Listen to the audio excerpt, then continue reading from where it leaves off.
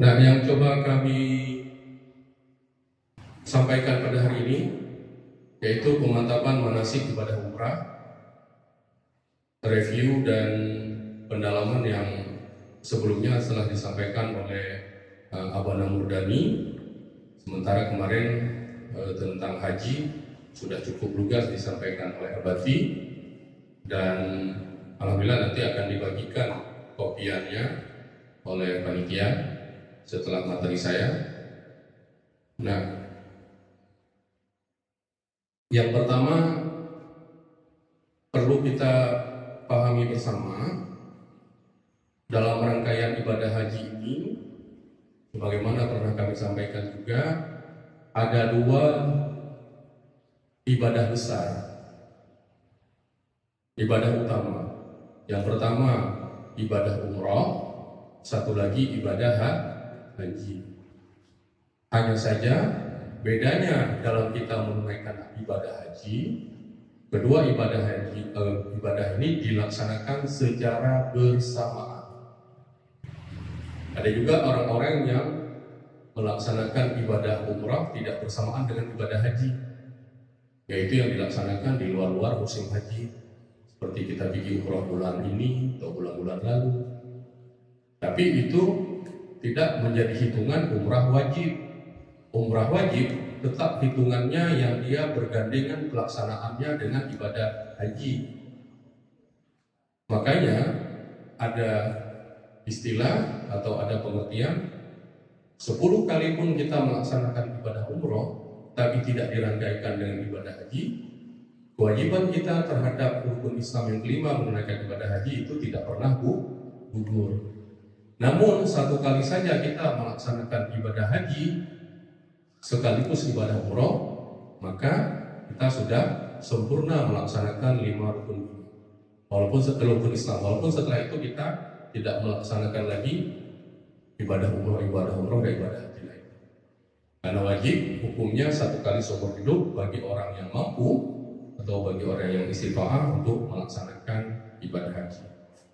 Baik, jadi pengertian tadi, dalam satu musim kita bisa melaksanakan 2 ibadah besar, yaitu ibadah umroh dan ibadah haji. Jemaah haji Indonesia secara umum itu melaksanakan umroh duluan, baru kemudian melaksanakan haji. Karenanya jenis haji yang diambil oleh jamaah Indonesia disebut haji tamattu. Haji tamattu, jamaah melaksanakan umroh duluan, baru nanti di tanggal 8 atau hari tarwiyah sebagaimana yang pernah dijelaskan oleh Abati, bersiap-siap untuk melaksanakan ibadah haji dengan bergerak ke Arafah untuk wukuf. Nah, yang pertama mungkin kita lihat rukun umroh. Bedanya rukun umroh dan rukun haji, rukun umroh ini benar-benar tertib. Rangkaian nomor 1 akan dilanjutkan dengan rukun kedua, ketiga, dan keempat. Tidak ada rukun umroh yang diselingi dengan wajib umroh. Beda dengan rukun haji. Kalau rukun haji, di antara tahapan-tahapan rukun terkadang diselingi oleh wajib haji. Sedangkan rukun umroh enggak. Habis kita memasang niat umroh atau ihram, kita langsung akan melaksanakan tawaf. Karena dilaksanakan di ibadah umroh namanya tawaf umroh. Lalu kita sa'i, terakhir bercukur. Yang kelima, tertib melaksanakan rukun umroh secara berurutan, mulai dari ihram, tawaf, sa'i, dan bercukur. Yang tulisan kuning sengaja kami bedakan warnanya agar dipahami betul. Rukun umroh tidak dapat ditinggalkan.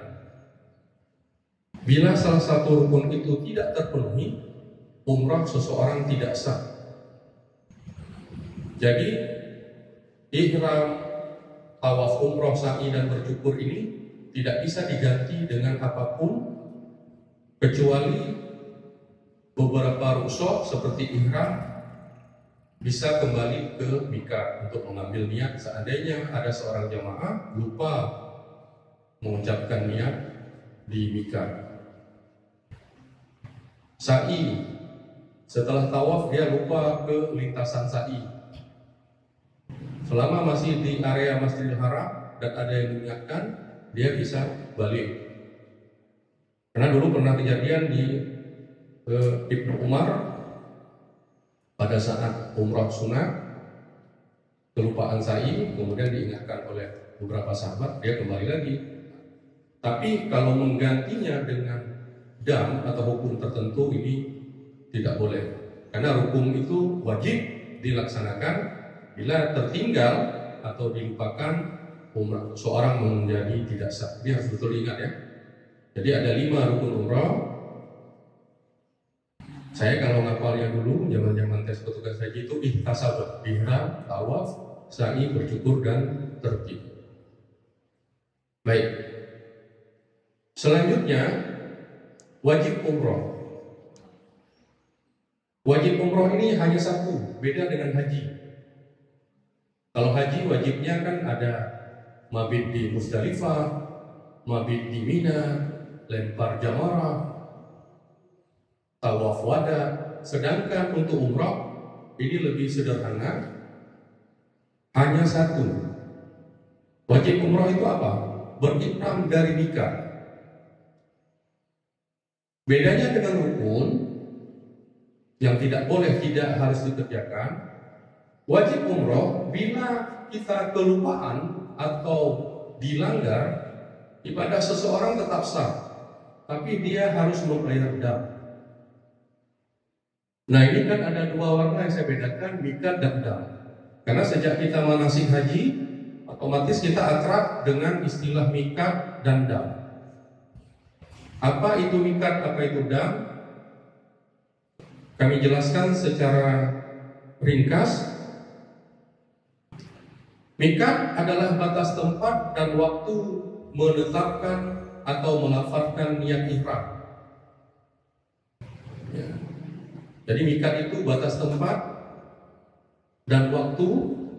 Jadi ada 2, tempat dan waktu menetapkan atau melafazkan niat ihram.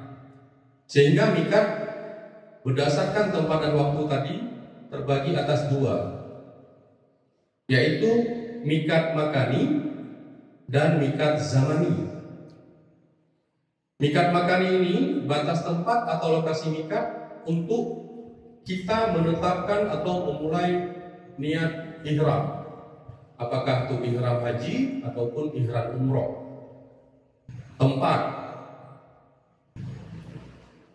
Mikat zamani itu batas waktu mikat untuk menetapkan memulai niat umroh, niat ihram.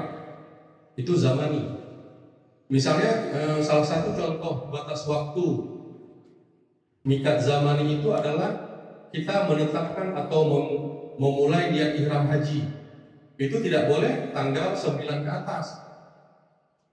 Ringnya antara tanggal 8 sampai pagi sebelum matahari tergelincir, kita masih bisa menetapkan niat haji. Makanya sebagai materi yang pernah disampaikan oleh Bakti minggu yang lalu, jamaah diingat-ingatkan untuk melafazkan niat ihram haji itu sejak di hotel atau paling lama dalam bus perjalanan menuju Arafah. Jadi kita ada 3 pilihan. Makanya salah satu keuntungan dalam tanda kutip bagi jamaah haji gelombang 2, seandainya kelupaan menetapkan salah satu niat di embarkasi, dia masih punya peluang untuk menetapkan niat ihram di dalam pesawat saat melintasi dalam langit. Kemudian dia kelupaan juga, ketiduran di pesawat, masih ada waktu untuk melafazkan niat di Jeddah. Lupa juga, kelewatan nih. Udah mau sampai Mekah, bisa dipulangkan ke Jeddah. Ada 5 jamaah dari kloter lain, dari ini dan itu, sampai di kota Mekah. Aduh, saya kayaknya belum niat nih. Beberapa petugas haji akan memulangkan jamaah tersebut untuk mengulangi mengambil mikat di Bandara Jeddah. Karena Jeddah Mekah jaraknya hanya 1 atau 2 jam perjalanan. Beda dengan kalau kelupaan di gelombang 1, lupa di Bir Ali. Mekah Madinah sekitar 6 sampai 8 jam perjalanan. Ini rekor untuk membalikannya walaupun masih bisa.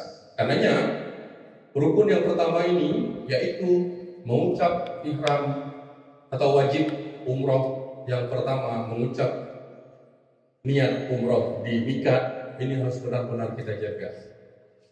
Jelas ya?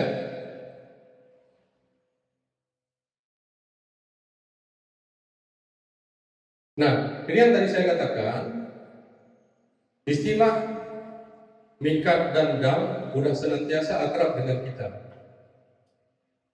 Jemaah haji Indonesia itu senantiasa atau umumnya mengambil haji tamattu. Kecuali ada beberapa jemaah haji yang dari biaya khusus atau jemaah haji khusus itu ada yang mengambil ifrad. Tapi itu beda. Ini yang kita bicarakan jemaah haji Indonesia yang berangkat secara reguler seperti kita-kita, ini pasti mengambil haji tamattu. Haji tamattu konsepnya duluan kita melaksanakan umroh, baru kemudian melaksanakan haji. Secara bahasa tamattu itu artinya berleha-leha, bersenang-senang. Kenapa? Jemaah haji setelah melaksanakan umroh, ihram, tawaf, sa'i, bercukur secara tertib 5, maka dia berada dalam kondisi tahallul. Tahallul kondisi halalnya seseorang untuk bisa melaksanakan perbuatan atau pekerjaan yang selama ini dilarang selama dia berihram. Sambil dia menunggu musim haji tanggal 8 Zulhijjah, dia bisa bersenang-senang. Makanya disebut tamattu, berleha-leha atau bersenang. Apa bersenang-senang? Dia bisa belanja di kota Mekah, dia bisa ke Masjidil Haram secara bebas pakai baju bebas, bukan dalam keadaan bahira. Dia boleh cukur kumis, boleh cabut bulu hidung dan sebagainya. Makanya akibat kesenangan yang diberikan melalui haji tamattu punya konsekuensi apa konsekuensinya? Membayar dam. Jadi dam ini wajib, pakai B lagi itu, kalau tolak wajib bagi jamaah haji tamattu. Kita nanti apa damnya? Menyembelih seekor kambing. Harga kambing tahun lalu berdasarkan informasi kawan-kawan antara 550-650 real. Kita bilanglah 600 real. Kalikan 4.000 nilai mata uang real, 3.900 kita kenakan aja 4.000, berarti sekitar 2.400.000. Jadi Bapak Ibu sudah harus saving dana, menyimpan dana sekitar 2,5 juta. Nanti insya Allah karena kita sama-sama di KPIH ini akan diordinir oleh Syekh Jamal, atau nanti kalau diserahkan ke kita akan cari kawan-kawan di sana. Kalau bisa semuanya kita saksikan secara langsung, dam itu atau mengalirkan darah ke bumi bisa kita saksikan langsung sambil kita menyebutkan nama kita, Bismillahi Afrizal bin Ilyas Hasan, Allah Akbar, dipotong, kita bisa mengucapkan. Yang motongnya nggak apa-apa, ya tetap orang Badui itu.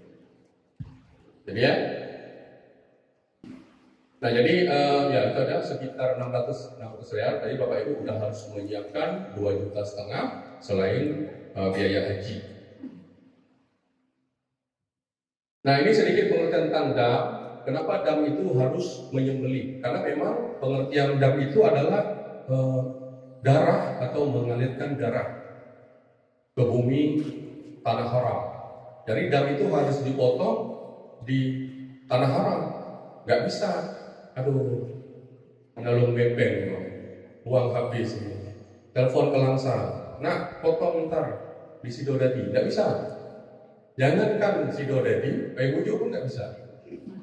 Nah jadi tetap harus dialirkan darah ini di tanah haram, apakah itu unta, sapi dan domba atau kambing. Kebetulan kita untuk dam tamattu itu hanya kambing. Kalau sempat dulu Rasulullah mensyaratkan unta, itu harga unta saja sudah 2.000 real. Bayangkan, alhamdulillah bijaksana dan adil Rasul sudah mengingat ke masa depan bagaimana beratnya ibadah haji saat ini. Ya, jadi tetap harus di tanah haram. Nah, kemudian macam-macam dam dalam ibadah haji. Yang pertama ada dam nusuk atau dam manasik. Ini dam yang wajib kita lakukan karena kita mengambil haji tamattu. Dam ini terkena kepada dua jenis tipe haji. Yang pertama haji tamattu, satu lagi haji kiran. Sedangkan haji ifrad tidak. Haji ifrad itu haji yang duluan dia melaksanakan haji, baru umrah kemudian. Nah, dam ini dikenakan karena tamattu dan kiran melakukan kesalahan.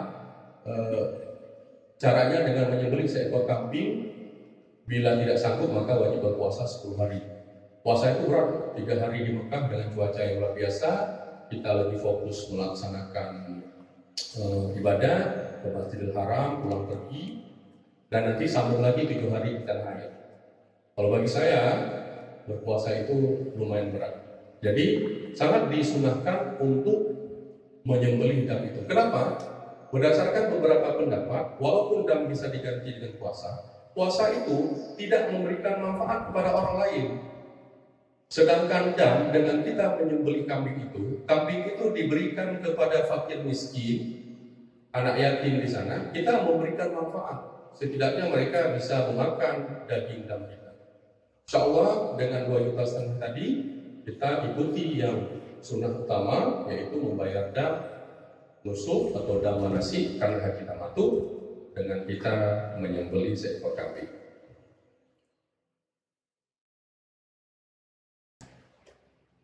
Nanti materinya saya kasih panitia juga ya, soalnya kalau mau dikopi silakan. Kemudian ada dam sah. Dam ini yang karena pelanggaran seseorang, karena melanggar wajib haji atau umroh, seperti tidak berihram niat nikah, misalnya ada ibu-ibu dari mana dulu atau karena tugas dari Jawa Tengah, pokoknya dari daerah Jawa, dia nggak sanggup lagi balik ke jamaah haji gelombang 1 dari Madinah, tidak sanggup lagi balik ke mikat Masjid Bir Ali karena kondisi kesehatan, kemudian juga beberapa hari lagi akan masuk wukuf. Dikhawatirkan jika dia kembali mengambil mikat ke Masjid Bir Ali yang jaraknya 8 jam perjalanan, dia akan drop kesehatannya. Akhirnya dia memilih untuk membayar dam imsa'ah karena kesalahan tidak berihram atau niat di mikat. Kemudian dam imsa'ah juga dikenakan bagi orang-orang yang tidak mabit di Musdalifah. Pengertian mabit ini bukan harus berhenti turun, tetapi melintasi waktu sejenak di Musdalifah. Sebagian pendapat ulama, jumhur ulama, itu juga boleh. Makanya sekarang kalau Bapak Ibu ada mendengar di TV atau di pelajaran-pelajaran manasik lainnya, ada istilah metode murur.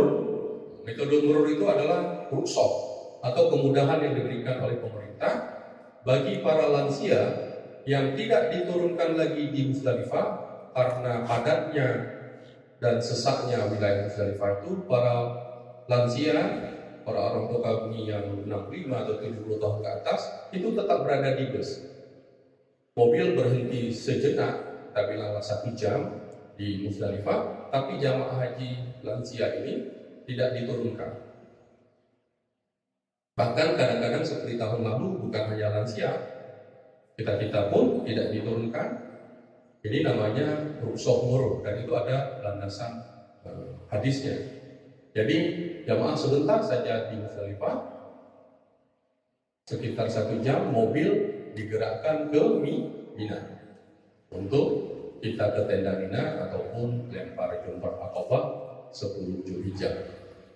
Nah, kalau lupa, memang kita tidak sama sekali melintas dari Arafah langsung dibawa ke Mina akibat darurat atau akibat kelupaan, maka dikenakan dam imsa'ah.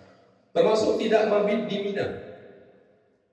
Dalam 1 hari itu karena capek kita dan wukuf Arafah, kita pulang ke hotel, mengganti pakaian dan sebagainya setelah tahallul awal, kita lupa balik ke Mina, ketiduran saking capeknya, sehingga melewati batas 11 Zulhijjah.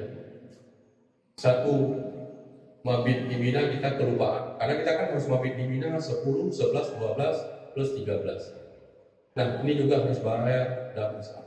Kemudian kita tidak melontar jumrah. Tidak melontar jumrah ini juga beda-beda hukumnya. Kalau ada orang sakit yang karena keterbatasan fisiknya tidak mampu berjalan ke lintasan Jamrah Aqabah, itu tidak harus membayarkan. Cuman dia harus mewakilkan lemparannya kepada orang yang lebih kuat. Entah dia ada anaknya dititip 7 batu atau 21 batu pada hari berikutnya untuk melontar jumrah. Nah, ini nggak kena dam.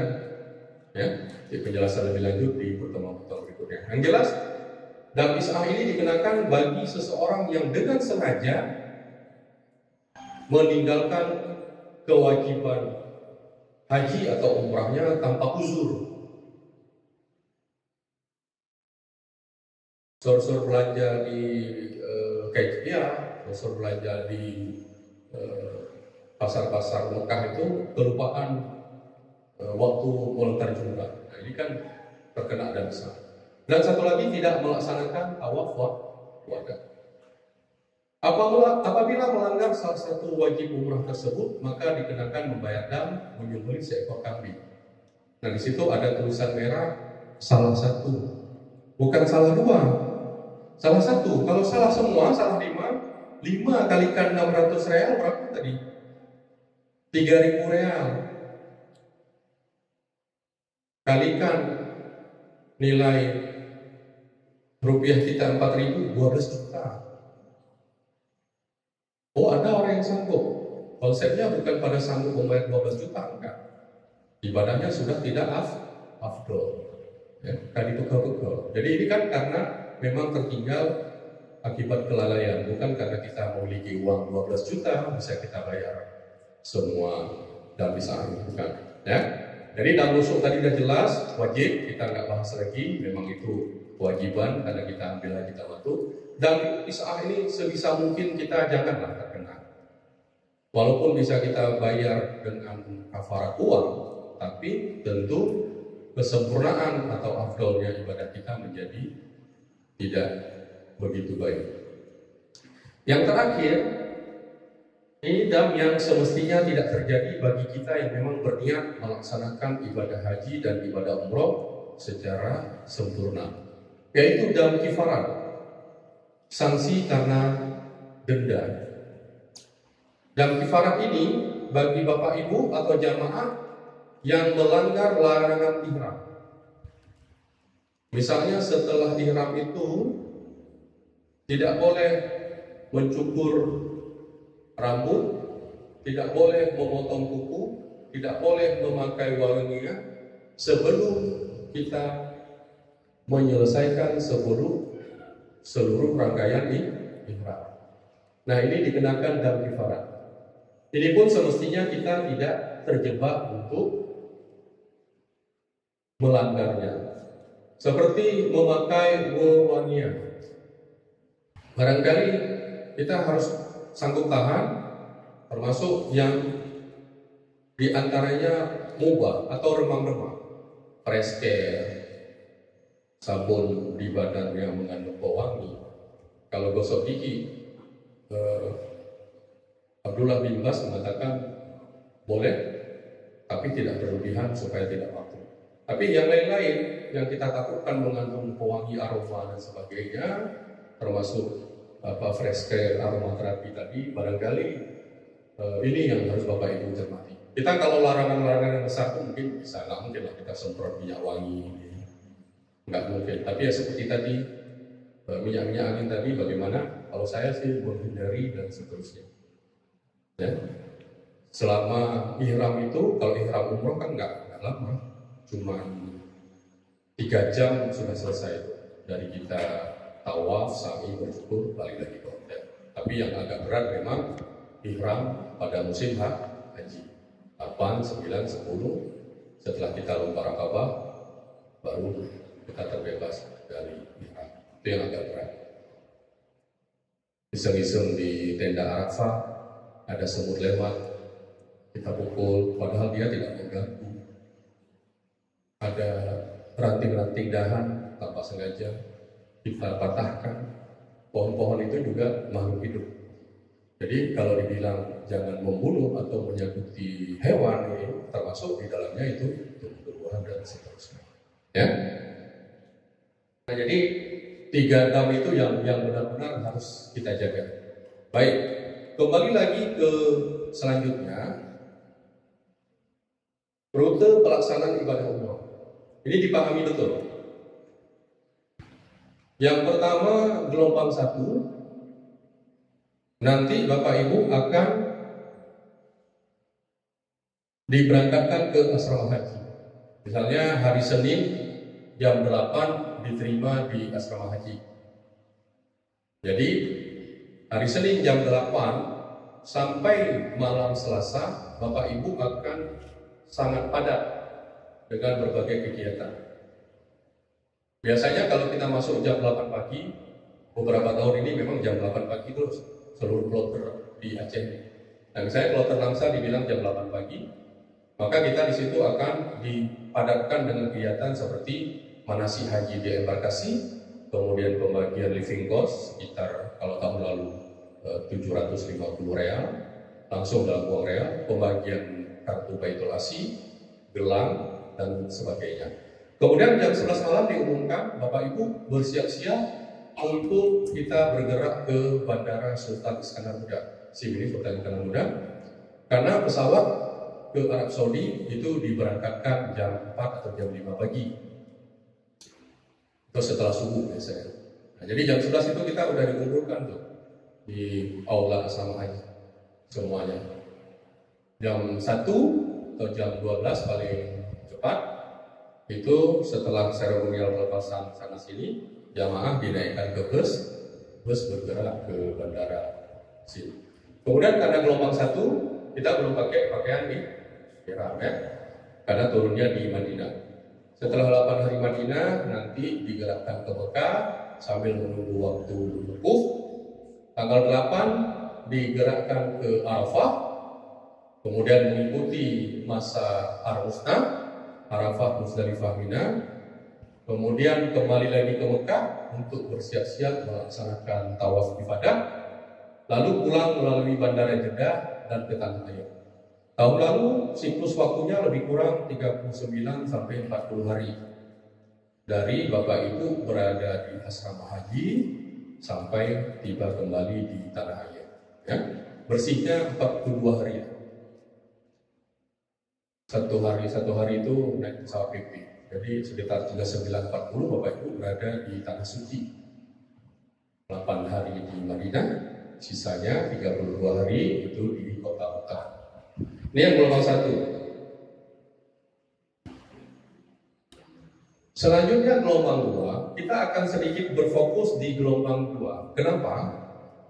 Karena beberapa tahun belakangan ini jamaah haji Aceh itu diberangkatkan melalui gelombang 2. Artinya kita turun di Mekah duluan, di Jeddah nanti ke Mekah. Rute yang lain sama, kita di asrama haji dulu, seperti tadi, misalnya diterima jam 8, ikuti rangkaian semuanya, reto-reto dan seterusnya. Jam 11 dikumpulkan di aula untuk diberangkatkan ke Bandara Iskandar Muda. Bedanya kita sudah dalam pakaian di ihram, tapi belum niat ya. Yang mau niat di asrama haji silakan seperti pilihan pertama tadi. Tapi yang belum niat boleh juga nanti di dalam. Bedanya itu saja, kita sudah berpakaian ihram. Kalau Bapak Ibu, kalau ibu-ibu mungkin tidak terlalu kelihatan pakaian ihramnya. Bapak-bapak ini yang sudah harus menggunakan pakaian ihram. Saya ada bawa, nanti kita praktekkan sedikit contoh pakaian ihram. Jadi bedanya itu sudah berpakaian ihram. Nanti turunnya di Jeddah. Bagi Bapak Ibu yang memasang niat di Jeddah, silakan. Kelupaan di pesawat misalnya. Saat pramugari mengumumkan pesawat akan melintasi Jalalabad. diumumkan di perbatasan masuk Laksa. Ya lamnya ini di Birbunto. Cuma kan kecepatan pesawat beda dengan kecepatan mobil kan. Pada saat itu kita masih ketiduran, kawan-kawan lupa membangunkan, gitu ya. Atau kita di toilet kelamaan, maaf, BAB dan sebagainya, lewat jalan lam. Masih ada kesempatan kita dijeda untuk mengucapkan bahwa itu merangka Ahram Tubiha di Baita. Kemudian menuju ke Mekah untuk melaksanakan umrah wajib, kemudian menunggu pelaksanaan Arafah, Arafah Musdalifah Mina, kembali lagi ke Mekah, kemudian beberapa hari ke Mekah kita akan digerakkan ke Madinah untuk melaksanakan Arba'in. Kebalikan yang dari tadi ke Mekah, kita ke Madinah 8 hari, pulangnya ke tanah air melalui bandara Madinah. Nah, ini kita fokus di sini ya, karena kebetulan 4 tahun terakhir ini Aceh berada di gelombang 2, maka saya akan coba memantapkan manasik hajinya sesuai kenyataan atau yang terjadi di gelombang kedua. Semoga berikutnya juga gelombang kedua. Nah, di asrama haji langsung saja, tidak rundown lainnya, nanti ada materi yang rundown. Jamaah haji mempersiapkan diri untuk berihram umrah sebelum berangkat ke bandara. Di asrama haji itu pun usahakanlah tidak terlalu banyak lagi kita jumpa dengan saudara. Saudara nggak boleh masuk ke dalam asrama haji. Jamaah harus ke pagar asrama haji Banda Aceh itu sekitar sekilo untuk jumpa saudara. Nanti biasanya panitia dari Langsa menyediakan waktu berjumpa terakhir dengan saudara atau famili yang ada di Banda Aceh di Masjid Raya Baitur Rahman. Setelah itu kita kasih pengertian supaya kita bisa beristirahat selama di asrama haji untuk fight atau berjuang melaksanakan umrah. Ya. Nah, sebelum berangkat ke bandara, misalnya kita terima jadwal saat pengumuman, jemaah haji Kota Langsa akan diberangkatkan ke bandara jam 12 malam. Berarti jam maghrib, setelah sholat maghrib nanti akan diberikan pengarahan terakhir.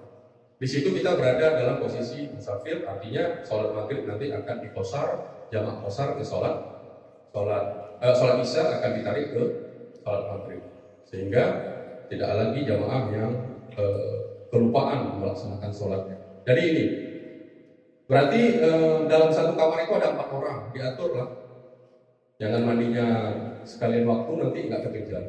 Nah, mandi sunah hiram ini sama seperti mandi janabah, hanya niatnya. Kalau itu kita karena berhadas besar, ini kita karena akan melaksanakan ihram. Sengaja aku mandi sunat ihram untuk persiapan umroh karena Allah Ta'ala. Tidak apa-apa, bahasa Indonesia. Prakteknya sama seperti mandi janabah. Kemudian ini yang jangan kadang-kadang diperdebatkan, memakai wangian pada tubuhnya. Kalau sebelum berihram atau melafalkan niat ihram masih boleh, ya. Jadi jangan nanti setelah lama menyuci manasik ini di kamar jadi ini yang ribut. Masih boleh mau pakai deodoran dan yang bau dan seterusnya. Yang jangan disemprotkan wangi-wangian itu ke kain ihram, ya, ke baju ihram, jangan, itu kan lengket ya. Tapi kalau ini mau pakai wangian pada tubuhnya masih boleh, mandi, wangi segala macam. Kemudian memotong kuku, merapikan jenggot, kumis, bulu ketiak, bulu-bulu lainnya yang ada ya. Mencukur semuanya silakan. Membersihkan kuping dan lain-lain. Dilaksanakan sebelum kita mengucapkan niat ihram. Kemudian memakai kain ihram yang berwarna putih. Nanti di asrama haji biasanya itu diarahkan ke masjid asrama haji untuk melaksanakan sholat sunat ihram. Bagi bapak-bapak yang malas turun lagi misalnya atau mandinya telat, tidak apa-apa, boleh juga sholat sunat ihram 2 rakaat di kamar. Tapi kalau bisa dikondisikan di masjid asrama, turun aja. Ibu-ibu itu juga sudah berpakaian ihram. Pakaian ihram berarti hanya ada 2 helai kain bagi bapak-bapak. Tidak ada lagi celana dalam, singlet dan sebagainya. Bagi ibu-ibu sebagaimana yang digunakan di waktu sholat, tapi dengan catatan tampak muka, telapak tangan. Ya. Nah, ini ada contohnya. Jadi sunnah yang pertama melaksanakan sunah-sunah ihram yang ABCDE tadi. Sunnah yang kedua, menggunakan pakaian ihram yang disunahkan berwarna putih. Nanti kalau Bapak Ibu melihat ada orang-orang menggunakan pakaian ihram selain putih, tidak apa-apa, boleh juga. Tapi warna putih ini warna yang disenangi Rasul selain hijau, dan Rasul pun menggunakan dan para sahabat menggunakan putih. Jadi kalau ada jamaah-jamaah dari Iran menggunakan warna hitam atau dari Suriah, itu nggak masalah, karena memang sebaiknya menggunakan warna putih ini adalah sunnah. Jemaah pria memakai dua helai kain ihram, satu kain disarungkan dan satu kainnya lainnya diselendangkan dengan bahu menutup aurat dan seterusnya. Ya. Sedangkan kedua ujungnya di atas bahu kiri. Saya ada bawa, mungkin bisa dilihat. Nanti waktu praktek kita sudah memakai pakaian ihram. Jadi kalau yang laki-laki dua ini, ya. Buat yang sudah pernah umrah, mungkin sudah tahu cara pakainya. Ini saya contohkan kebiasaan saya pakai. Ibu boleh naik juga, bisa bantu bapak di rumah. Ini kan bentangkan kayak gini dulu. Kalau saya sampaikan di sini dulu semua. Kemudian ini kemari, ya. Ini balikkan lagi. Ini untuk memperketat, boleh pakai tali pinggang apa tuh, Benjamin tuh ya, atau tali pinggang biasa, atau tali yang Bapak Ibu yakini tidak lepas boleh, karena dia bukan bagian dari pakaian kita. Dan nggak boleh celana atau apa. Nah, kemudian saya lipat seperti ini, sehingga tali pinggang tadi nggak menampak atau ini. Nah, ini usahakan mata kaki jangan tertutup ya, mata kaki ini. Dia tahu lalu. Kenapa saya pakai metode seperti itu? Untuk memastikan saat jongkok, mobil kita nggak nampak.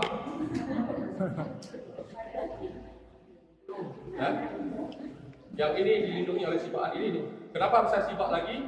Kalau habis ketat sampai kemari, kan kita jongkok. Baik ya, saya ulangi ya. Tahu ya dulu ya? Ini dua. Dia tahu lalu Pak, ada praktek. Tapi apa punya? Yang sabohnya masukkan kemari habis saja. Kayak sarungan biasa. Ini juga. Tapi ini tekan di tengah, balikkan lagi. Supaya apa? Supaya waktu jongkok enak. Kalau kayak ini kan ketat ya. Jadi kita balikkan gini. Nah, pasangkan tali pinggang atau siapalah sungguh tali yang kita pastikan jangan terlepas. Repot kalau terlepas di sana. Ya kan? Di waktu tawaf tuh. Ini gulung. Saya kadang-kadang nggak bawa tas, atau apa, kalau petugas kan, beruangnya di sini Pak. Iya. Karena pastikan aja nanti di rumah gini. Ini karena saya kan tinggi ambilnya. Saya nampak ya. Tapi usahakan mata kaki ini jangan tertutup. Nanti kalau waktu tawaf turun nggak apa-apa. Karena kan sholat pun disunahkan agar mata kaki nampak. Ya. Makanya kalau orang-orang beberapa yang udah kepala kita bilang ikut kajian kan dia caranya gantung-gantung. Oke, tingkah. Ya, jelas ya. Nah, kemudian kalau untuk lagi, ini kan kita di pesawat nggak seperti ini berarti kalau gelombang kedua. Selama tidak melaksanakan tawaf, ya seperti ini aja. Boleh. Tawaf yang lebih ya. Kayak gini udah dingin sekitar. Nah gini. Tapi saat kita melaksanakan tawaf itu disyaratkan untuk ittiba. Itu maksud ittiba. Disilangkan selendang kanan. Nanti kalau ada yang tengok selendang kiri kayak Pak Jokowi dulu, jangan dipermasalahkan. Mungkin manasinya dia seperti itu. Ada juga beberapa negara lain nggak ada, karena itu sifatnya sunnah. Ya, tapi kita jangan terkecoh. Kita akan memperbanyak sunnah karena pahala di tanah suci itu kan 100.000 kali. Kapan lagi kita dapat 100.000 kali dengan perbuatan yang nggak berat? Kecuali kita pada saat tawaf tuh disunahkan mengangkat pasir 5 kg. Ya kita nggak sanggup atau semen.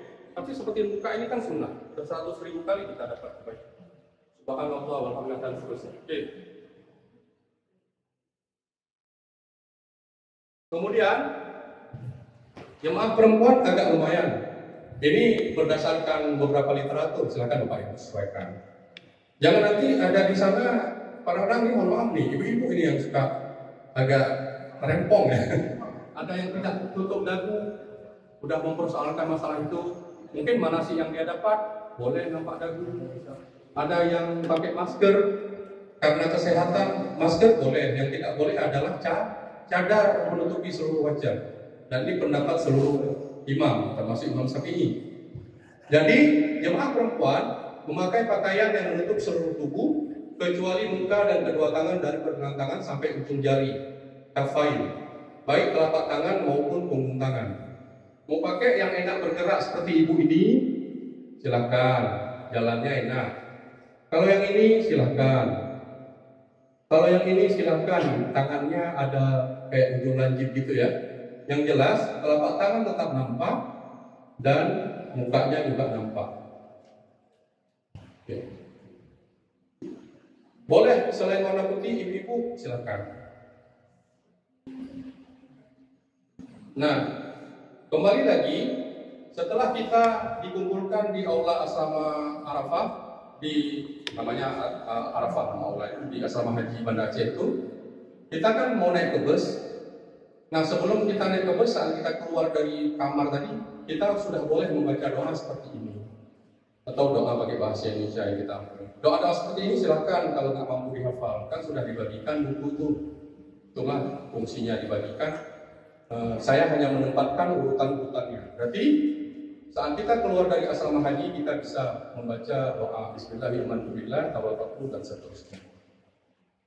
Allah subhanallazi sakhkhara lana hadza dan seterusnya. Kemudian kita dinaikkan ke bus, di bus sebelum bergerak boleh kita baca doa yang kita kuasai, Bismillahirrahmanirrahim dan seterusnya. Kemudian kita dinaikkan ke dalam pesawat.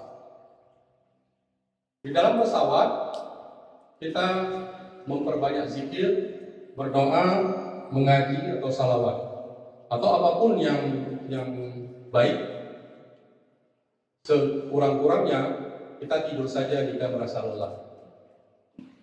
Kemudian mengikuti setiap petunjuk dan arahan ketua kloter, pembimbing ibadah, tim kesehatan, maupun awak kabin, pramugari, pilot dan sebagainya. Nanti di bersama kloter Bapak Ibu itu biasanya ada 5 orang petugas haji, 1 ketua kloter, ya ininya kepala rombongan seluruhnya. Kemudian ada pembimbing ibadah yang membimbing Bapak Ibu selama di pesawat dan di Arab Saudi tentang ibadah haji. Kemudian tim kesehatan itu 1 dokter, 2 perawat biasanya. Nanti itu akan lengket atau bersama Bapak Ibu selama Bapak Ibu melaksanakan ibadah haji dan umroh. Kemudian mempersiapkan diri untuk mengucapkan niat umroh. Kalau kami dan secara umum kita jemaah haji Aceh memilih metode yang keempat ini, yaitu mengucapkan niat umroh di atas udara di alam. Nanti awak kabin akan mengumumkan jika pesawat akan memasuki kawasan jalan lam dengan bahasa dari pengeras suara. Pak Ibu, calon jemaah haji sekalian, kita 5 menit atau 10 menit lagi akan memasuki kawasan jalan lam. Diharapkan untuk mempersiapkan diri, mengucapkan atau memasang niat ihram umroh. Nah, kita lihat juga kiri kanan lah, mungkin ada yang tertidur atau apa, kita bangunkan dan seterusnya. Kita ngumpulin pahala nih kan, sambil-sambil. Kemudian nanti pada saat telah melintasi jalan lam, seluruh jamaah haji wajib melafalkan niat umroh karena telah berada pada salah satu miqat umroh jamaah haji Indonesia. Nanti tergantung, kadang-kadang pembimbing ibadahnya memandu, kadang-kadang secara pribadi. Tergantung bagaimana gaya kepemimpinan di kloter tersebut. Kalau pembimbing ibadahnya memandu, sudah pasti kita tinggal mengikuti. Kalau enggak, kita setidaknya doa-doa yang lain nggak hafal, masa ini nggak kita hafal lah, ya. Khusus niat haji dan niat umroh setidaknya kita hafal. Jangan lihat buku lagi. Doa-doa lain silakan. Nah, jadi pada saat kami baca itu kita siap-siap. Yang mampunya hafal yang hadis Nabi yang pendek, labbaik Allahumma umrah. Yang lebih afdalnya lagi, nawaitu umrata wa ahratu biha lillahi ta'ala. Saat lewat dari Allah. Nah, kita sudah berada pada keadaan ihram di mana berlaku larangan-larangan ihram. Nah, lagi iseng-iseng yang berbunyi hidung. Dam gara-gara bulu hidung. Gak enak dam gara-gara bulu hidung. Itu kebiasaan gigit kuku. Nah, jadi setelah kita memasang niat ihram, kita sudah benar-benar terkena larangan ihram. Ini harus hafal ya. Bukan wajib, harus. Apa niatnya? Apa niatnya? Kalau elam lah. Kita masih nanya, hidupkan apa niatnya. Ya. Yang paling ringkas di atas. Ya, tapi yang di bawah bukan biasa. Yang di atas juga sohib, ya. Labbaik Allahumma umrata, nawaitu umrata wa ahratu biha lillahi ta'ala. Setelah niat itu ada doa. Jadi saya pasang materi hari ini urut-urutan. Dari Bapak Ibu keluar dari hotel ini doanya, naik kendaraan ini, setelah ihram ini, nanti mau nambah lagi, tidak masalah. Kayak doa sesudah selesai ihram ini Allah ahramtu, nafsi dan seterusnya. Nah, setelah kondisi berihram, disunahkan yang utama bagi kita mengucapkan talbiyah. Labbaik Allahumma labbaik. Di dalam pesawat silakan masing-masing. Karena biasanya tidak terlalu dikoordinir, tapi kita baca aja. Ya, kan di pesawat nggak bisa kita buka HP lain-lain, kecuali kita mau baca-baca doa di HP. Tapi daripada ada pekerjaan yang lain tidak berguna, kita lakukan baca majalah dan sebagainya. Talbiyah ini adalah sebaik-baik ucapan yang disunahkan Nabi pada saat seseorang berihram. Labbaik Allahumma labbaik, labbaik la syarika lak labbaik. Nah, saran kami harus setidaknya dua ini kita hafal. Niat umrah, ucapan talbiyah. Ya, ada dua ya yang harus ya menurut saya dan semoga semua kita bisa. Niat umrah, niat haji dan ucapan talbiyah. Nah, kemudian mau dilengkapi lagi ucapan talbiyah dengan salawat, silakan. Allahumma shalli ala Muhammad wa ala Muhammad, atau yang pakai sayyidina silakan. Kemudian doa setelah salawat, Allahumma inna nas'aluka. Nah, kalau ini doa setelah salawat nggak hafal, boleh nggak dia? Kalau salawat nggak hafal, nah ini kita kaji ulang lagi nanti. Kok bisa berangkat haji gitu ya? Oh maaf. Jadi doa setelah salawat mungkin nggak hafal, boleh deh. Buku lagi. Allahumma inna nas'aluka ridhaka wal jannah. Oh, kalau nggak sempat, nggak apa-apa. Ucapan talbiyah aja udah memenuhi. Jadi setelah talbiyah mengucapkan salawat itu juga sunnah. Tapi hanya talbiyah aja kita ulang-ulang sampai kita ketiduran. Jadi ini ya. Nah, kemudian kalau Aceh dengan BTJ Aceh ke Bandara Jeddah itu dekat, hanya 4 jam. Jadi Aceh ke Jeddah itu atau ke Arab Saudi itu sangat dekat, hanya 4 jam. Sehingga biaya haji kita pun agak lebih murah dibandingkan dengan kawasan-kawasan lain. Yang paling mahal biaya haji itu jamaah haji yang berasal dari Makassar. Misalnya kita dapat seperti tahun lalu 48 juta sekian. Orang Makassar itu harus bayar sampai 55 atau 53. Karena hitungannya berdasarkan jarak. Dengan Medan kita pun selisih 2 jutaan. Makanya bersyukurlah kita yang di Aceh ini mendapatkan 2 nikmat secara tidak langsung. Yang pertama biaya haji agak lebih murah, yang satu lagi apa? Mendapatkan Baitul Haji sekitar 6 jutaan kalau dipikirkan. Baik, kembali lagi.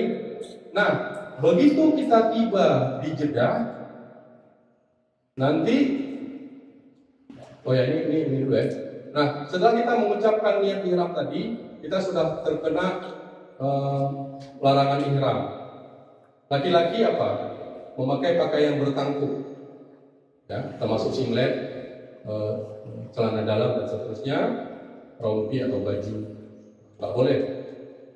Kemudian memakai kaos kaki atau sepatu yang menutupi mata kaki dan tumit.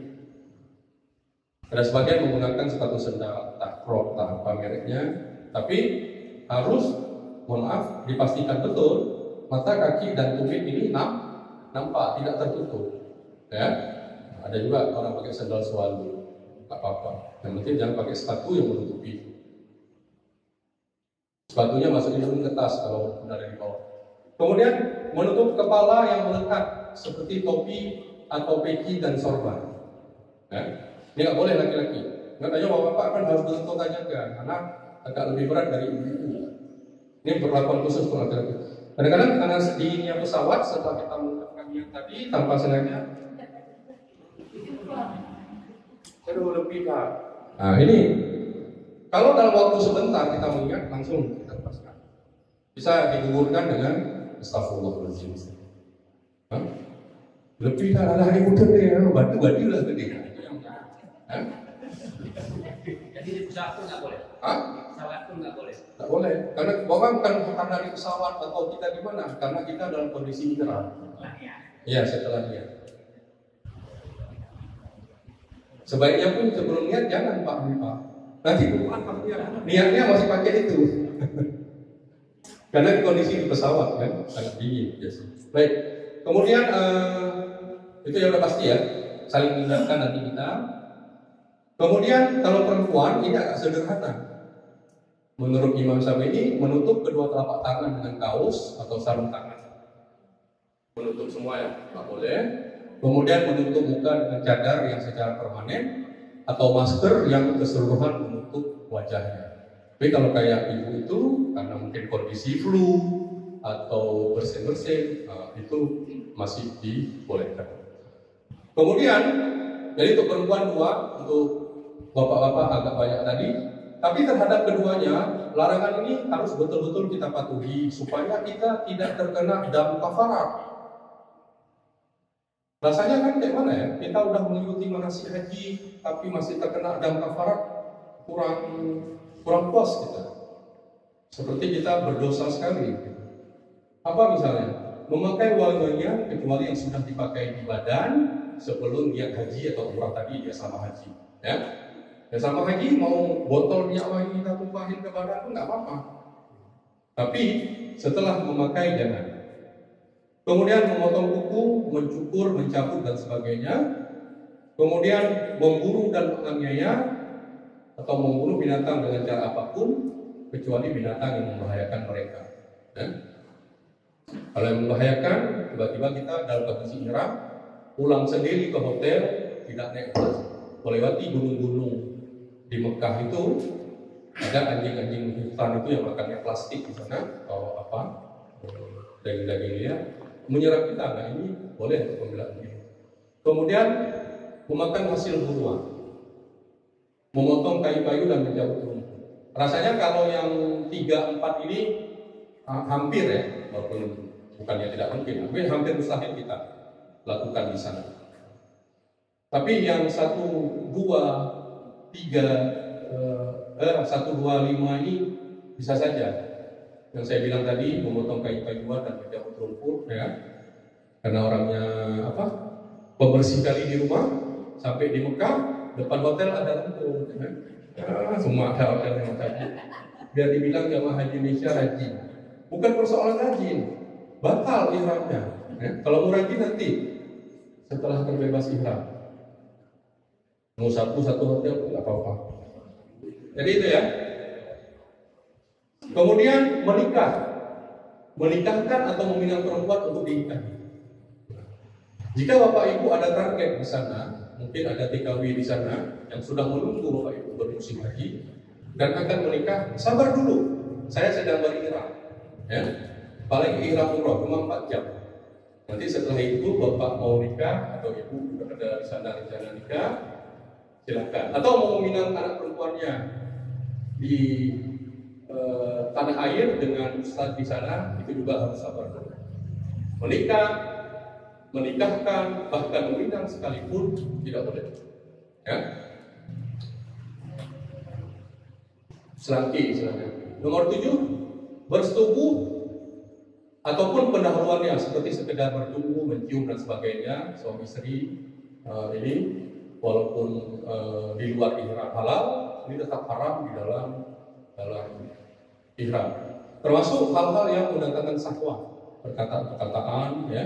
Makanya kan harus dihindari rafas, jidah, perkataan batil di sana.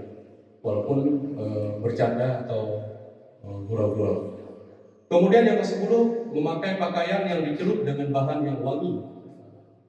Makanya kalau mau sudah beli kain ihram, baju ihram, mau di dobi atau mau direndam dengan molto dan sebagainya, itu lakukan jauh-jauh hari sebelumnya. Jadi waktu kita beli, kita baunya masih bau pabrik atau apa, rendam dulu jauh-jauh hari. Ya, mungkin 2 minggu lagi sebelum berangkat atau apa, mainkan terus.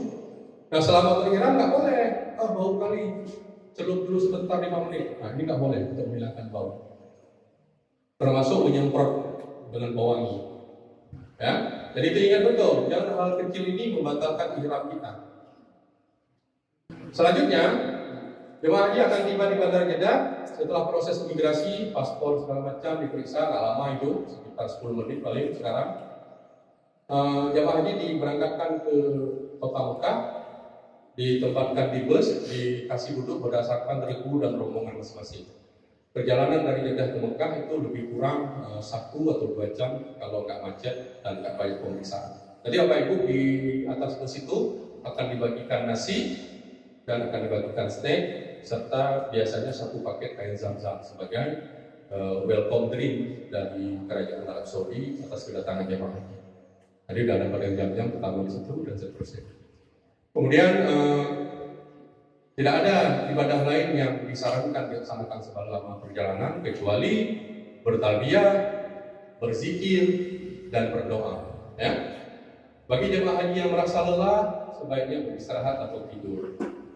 Video call nanti aja waktu sudah siap umroh. Ya. Nanti biasa di bandara tuh Bapak Ibu harus hindari. Ada yang calo ini biasanya, calo ini mungkin nggak ada di mana sih, saya sampaikan aja. Calo-calo yang menawarkan kartu perdana itu Arab Saudi, kan? Itu kalau dipaksa diterimanya, tapi jangan mau dipasangkan ke HP kita. Kalau sudah kartu perdana di sana dipasangkan ke HP kita nggak bisa ganti kartu apapun.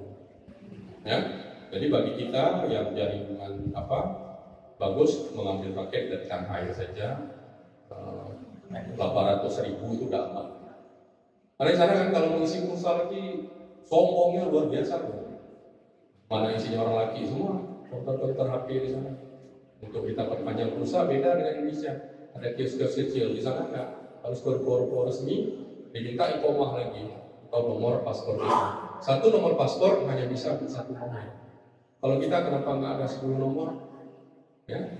Nah jadi itu. Jadi hati-hati dengan trik-trik itu.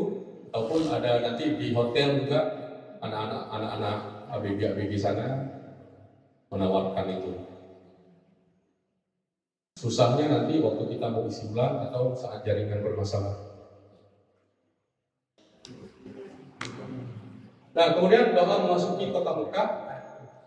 Nanti kan begitu akan memasuki Haratul Lisan, dulu itu ada semacam buku Al-Quran, nanti dikasih tahu oleh pemimpin ibadah, ketua kloter atau supirnya, Pak Ibu kita sesaat lagi akan menuju kota Mekah, silakan membacakan doa ini. Ini sunnah ya, tapi kalau dibaca, dihafal, atau dibaca di buku apa-apa, Allahumma azhar buka dan seterusnya. Setelah kita memasuki kota Mekah, kita berarti sudah berada di tanah haram, ya, tanah Allah. Ini suasana yang tahun berapa nih? 2017 kalau nggak salah. Sampainya malam tuh, karena 1 atau 2 jam. Kalau kita misalnya tadi jam 7 ya, jam 7 berangkat dari bandara, sampai sana 8, 9, 10, 11 ya. Jamnya kita mundurin lagi, karena kan kecepatan Indonesia 4 jam. Berarti mundur lagi 11, 10, 8, 7. Di Arab Saudi masih jam 7. Kita kasih tahu ke Langsa, Dek, ayah udah sampai nih ya. Di Langsa jam berapa? Jam 11. Oh, di sini masih jam 7. Selisihnya 4 jam, lebih kurang. Nah, berarti kita ini karena punya misalnya Surabaya. Jadi kita sampai sana kita bilang jam 7, jam setengah 9 lah setelah proses imigrasi, atau lebih enaknya jam 9 kita di Hotel Mekah. Jam 9 di Hotel Mekah, tas diturunin semua. Ke orang-orang tua kami yang sakit, yang ada niat digendong seperti ini, tapi saya yakin nggak mau lah. Ini karena darurat ya. Ada petugas haji nanti, dan juga yang dorong kursi roda, dan seterusnya untuk dirawat sejenak sebelum pelaksanaan umroh, umroh haji. Baik. Yang lain-lain jamaah kemana? Menempati kamar-kamar yang sudah ditentukan dan dibagikan kuncinya oleh ketua rombongan. Satu kamar di Mekah itu biasanya 4. Dipisahkan antara yang berbeda jenis kelamin maupun suami istri, tetapi biasanya satu regu. Misalnya satu regu itu ada 10. Berarti 4, sisa 2 lagi nanti sambung ke regu berikutnya dan seterusnya. Ya, itu terimanya dulu. Nanti penyelesaian kamar setelah umrah wajib. Minta pindah kamar misalnya atau apa. Kompor besar ada petugas? Ada langsung. Nah, kita tinggal konsentrasi kita ke tas ini, tas yang di leher ini. Nah, kemudian jam 9 pagi kita sudah di kamar istirahat sebentar. Yang mau mandi lagi boleh. Jadi kalau mau mandi, yang bapak-bapaknya buka pakai ihram nggak apa-apa, boleh, karena itu bukan dalam waktu yang lama. Mau mandi silakan mandi lagi ya.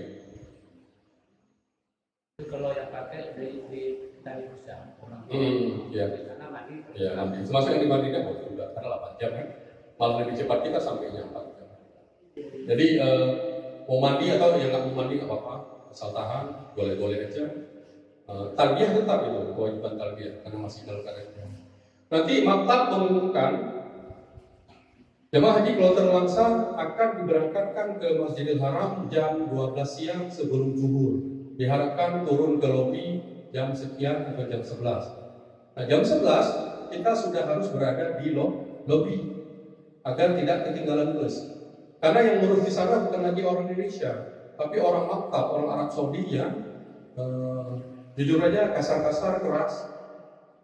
Hanya karena mereka bertugas melayani kita menjadi sedikit lembut. Tapi aslinya kalau telat kita ya kadang-kadang mereka keras ngomongnya. Jadi yang berharap di sana kita ada orang-orang Indonesia yang khusus mengurus kita, kecuali petugas-petugas haji ini.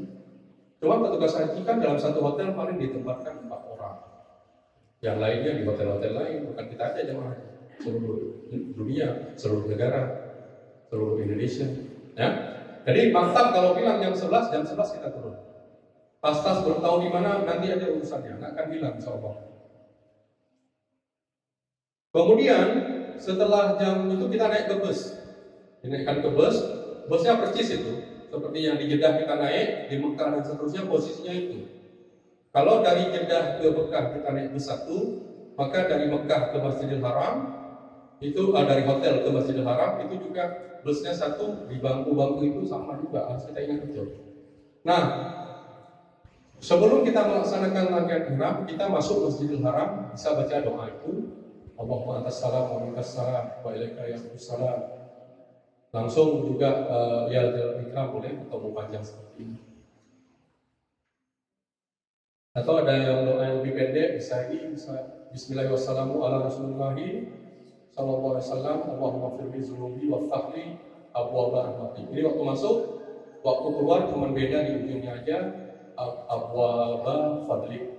Jadi ini doa masuk masjid, apakah itu Masjidil Haram, apakah itu Masjid Madinah nanti, atau masjid-masjid lainnya yang Bapak Ibu ini kunjungi di sana. Karena kalau Bapak Ibu bisa ditempatkan di kawasan Aziziyah. Jadi di Aziziyah itu ada Masjid Abdullah bin Bas atau bin Bas. Nah, jadi untuk yang nggak bisa sholat ke sana karena kecapean atau apa, atau mau istirahat sejenak, boleh sholat di masjid-masjid sekitar hotel. Ya. Karena ada juga satu dalil bahwa Tanah haram itu semua nilainya kebajikan juga dikali 100 kali, tidak hanya di Masjidil Haram. Itu ya, sebagai pendapat. Baik, ini sudah kita baca doa ini. Kan kita misalnya masuk dari pintu King Abdul Aziz lah, atau King Abdullah. Begitu kita masuk dan mengucapkan doa tadi, kita jalan. Kita nampak Ka'bah secara utuh. Bedaho disunahkan membaca doa ini. Allahumma zid baitaka hazal tasrifan wa taqdiman dan seterusnya. Ingatkan kawan-kawan yang lain, apalagi yang pertama sekali melihat Ka'bah. Tapi kalau baru dindingnya aja, usahakan bisa seluas pandangan mata baca doanya. Disunahkan 100.000 kali, dan juga bentuk penghormatan kita terhadap rumah Allah. Ya, berdiri sejenak apa baca. Dan ini setiap kita masuk Masjidil Haram dan nampak Ka'bah, ulangi baca doa ini. Jadi hidup kita di sana selama 40 hari kita gelumuti, kita sibukkan dengan doa-doa, zikir dan Quran. Kemudian boleh juga yang agak lebih dekat, Allahumma zid baitaka hazal tasrifan wa taqdiman wa takriman wa barran wa rahmatan. Kemudian kita akan diarahkan oleh para petugas kloter atau siapa yang mendampingi kita nanti. Mungkin ada dari tim KIH Katana yang mahasiswa di Mekah nanti, seolah akan dibantu 4 atau 5 orang. Kita mengikuti mereka. Selanjutnya bersiap melaksanakan tawaf dengan menuju bagian Ka'bah sisi Hajar Aswad sebagai start atau permulaan. Karena jarang sekali ideal kita langsung dapat di Hajar Aswad begitu masuk ke Masjidil Haram. Biasanya kita harus jalan dulu barang satu putaran. Belum kena kewajiban tawaf ya, karena kita masih nyari Hajar Aswadnya. Kita cari Hajar Aswad dulu. Dapat Hajar Aswad baru kita berhenti untuk memulai tawaf. Langkah pertama yang kita lakukan saat memulai tawaf, ini kondisi kalau kita dapat lantai bawah. Seandainya pada saat itu Ka'bah atau kawasan Masjidil Haram itu sangat super padat sekali, sehingga kita tidak mungkin menerobos ke lantai 1 atau lantai utama Ka'bah, maka tidak apa-apa. Nah, misalnya kawasannya seperti ini, tidak mungkin kita terobos, apalagi orang tua kita. Ya. Ini yang namanya Hajar Aswad, sisi Hajar Aswad. Di sini kita harus memulai tawaf pertama. Ya, nanti di sini biasa ada lampu hijau untuk kasih kode bahwa ini sejajar sama Hajar Aswad. Karena ada jamaah-jamaah di sini kadang-kadang nggak nampak lagi Hajar Aswadnya di mana, saking jauhnya dengan Ka'bah. Ada semacam lampu hijau. Ini rukun Yamani namanya, yang batunya agak tersilak sedikit. Ini rukun Yamani, ya. Ini rukun Iraki, ya. Dan seterusnya. Ini Multazam, tempat makbul membaca doa. Multazam ini nggak usah kita kejar dulu waktu umrah wajib. Capean kita, nanti aja waktu kita tawaf biasa. Termasuk sholat di dalam Hajar Ismail. Hajar Ismail ini bagian dari Ka'bah. Kalau sedang tawaf kita masuk kemari, maka tawaf kita batal. Ya? Karena ini bahagian dari Ka'bah. Dulu kan Aisyah mau sholat di dalam Ka'bah, nggak dikasih sama Nabi, disuruh sholatnya di sini. Karena sesungguhnya ini juga bahagian dari. Maka sejak saat itu Hajar Ismail ini bagian dari Ka'bah. Jadi waktu tawaf jangan pegang Ka'bah ini, jangan sentuh ini. Bapak Ibu yang sudah mendapatkan manasik, yakinlah. Makanya yang pentingnya itu goyang, komitmen dan berpegang teguh pada apa yang sudah didapatkan di manasik di tanah ini. Jangan nengok di sana orang jenggot panjang sedang menggunakan pakaian ihram, mukanya orang Arab Saudi lagi Ka'bah, kita ikut, keliru. Ya, kita percaya saja dengan apa yang sudah kita dapatkan. Dari dalam kondisi ihram dan tawaf, jangan pernah menyentuh Ka'bah, Hajar Ismail dan seterusnya. Putar aja kita, subhanallah dan seterusnya. Nah, ini ilustrasi dari Ka'bah. Itu pintu Ka'bah Multazam, di mana Allah dalam hadis Rasul tidak ada satu doa pun yang tidak dikabulkan jika manusia berdoa di atau meratap di pintu multazam. Ini Hajar Aswad yang sunnah untuk dicium pada saat memulai tawaf, ya, tapi sunnah.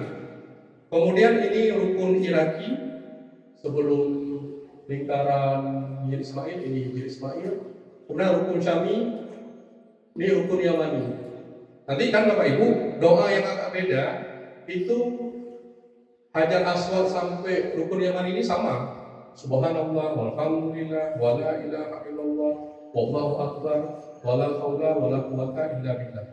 3 yang mudah harus Ibu hafal setidaknya. Kalau doa-doa lain nggak apa-apa, baca dulu. Apa tadi? Niat, haji dan umroh, talbiyah, satu lagi ini Subhanallah, doa tawaf. Alhamdulillah, wala ilaha illallah, wallahu akbar, wala haula wala quwata illa billah. Nah, kemudian di rukun Yamani ke Hajar Aswad ganti doa sedikit. Boleh Rabbana atina fid dunya hasanah wa fil akhirati hasanah. Kalau saya hitung-hitung dari rukun Yamani ke Hajar Aswad ini dapat sekitar 11 atau 12 kali kalau kita baca Rabbana atina fid dunya hasanah. Ini yang namanya Hajar Aswad, di mana Umar pernah berkata, sesungguhnya dia tidak akan mencium Hajar Aswad jika tidak melihat seorang Rasul menciumnya. Kenapa? Karena dia hanya sekedar batu hitam. Ya, kadang-kadang orang-orang demi mencium Hajar Aswad ini bisa gila-gilaan, berantem. Bahkan ada calo-calo yang jahatnya orang kita sendiri ditawarkan, ayo, dimintanya. Nanti kita sangka kan dia bantu murni. Setelah itu dipakap kita kemanapun, biasa orang itu 2-3 orang pakai baju hitam. Orang itu minta 300 real, bayangkan. Kita harus terpaksa membayar. Itulah kejahatan-kejahatan yang juga ada di tanah suci. Karena berkali-kali kita katakan tanah suci itu bukan hanya tempat dilahirkan Abu Bakar dan Abu Hurairah, di situ juga Abu Lahab dan Abu Jahal. Jadi banyak juga jahatnya. Ya, jadi hati-hati. Kalau kita udah mampu, apalagi dalam keadaan ihram umrah, nggak usah lah, nanti aja waktu tawaf biasa. Kemudian ini rukun Yamani yang disunahkan kita untuk menyentuhnya. Jadi sebahagian lain nggak boleh. Ini pun hanya menyentuhnya sebagai sunnah. Nah, setelah kita memasuki kawasan Ka'bah, maka kita melakukan tawaf, namanya tawaf umrah. Tawaf itu arti bahasa melilingi Ka'bah sebanyak 7 kali putaran dengan posisi Ka'bah berada di sebelah kiri. Nanti ini bahu tadi dengan bahu kanan terbuka.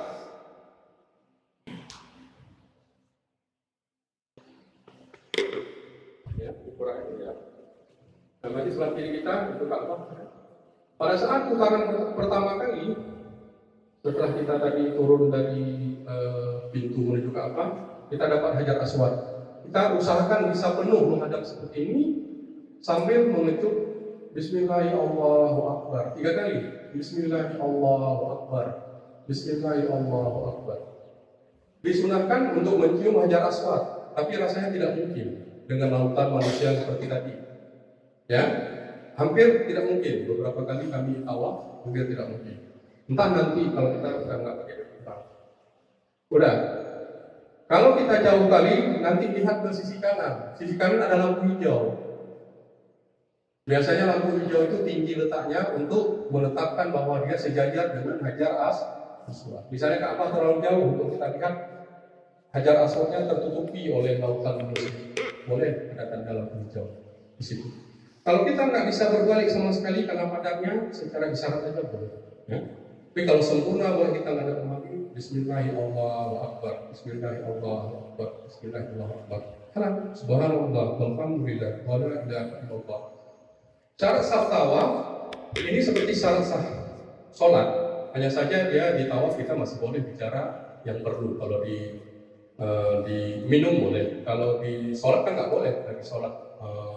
Minum ataupun bicara.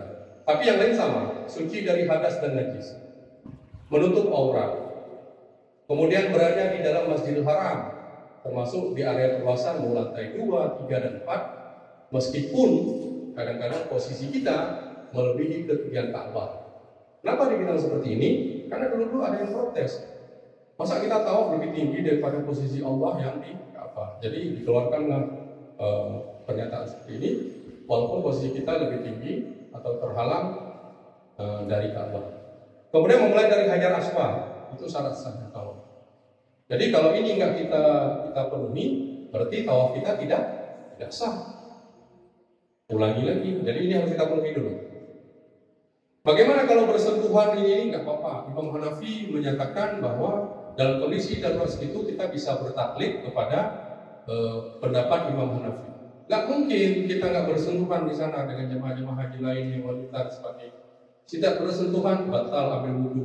Ambil itu yang dilakukan oleh malam. Tambah lagi 7 hari 7 malam.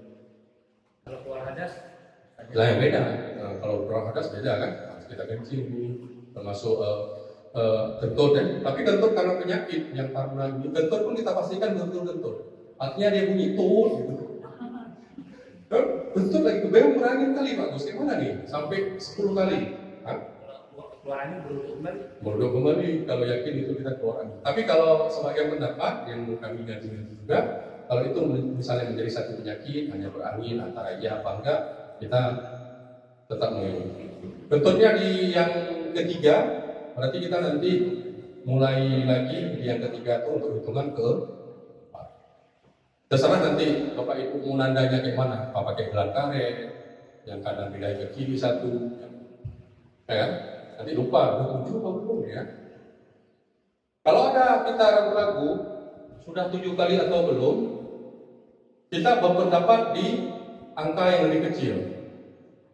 Oh kayaknya belum, ditambah aja satu lagi, apa-apa, ya? Jangan karena malasnya, kayaknya udah 7 nih, 10 belum udah. Jangan. Jadi kalau kita ragu, caranya orang-orang kalau dulu tuh karet ya, bawa karet 7 dari sini pindah, pandai-pandai lah Bapak Ibu semua. Atau kalau saya dulu lipat halaman ini Pak, halaman doa itu saya lipat 1 kali, 2, 3 dan seterusnya. Berapa lama Pak waktu untuk tertawaf? Kalau yang kondisi normal nggak terlalu padat, nggak terlalu longgar juga hampir 1,5 jam. 1 jam. Kemudian Ka'bah berada di sebelah kiri, bahu kita menghadap kiri. Di luar Ka'bah, tidak di dalam Bukit Ismail, mengelilingi Ka'bah sebanyak 7 kali putaran. Kemudian khusus yang H itu niat tersendiri kalau bukan dari bagian ihram. Misalnya kita sudah hari-hari biasa mau tawaf aja, tawaf sunnah. Karena nggak mau sholat tahiyatul masjid, kita mengganti dengan tawaf aja.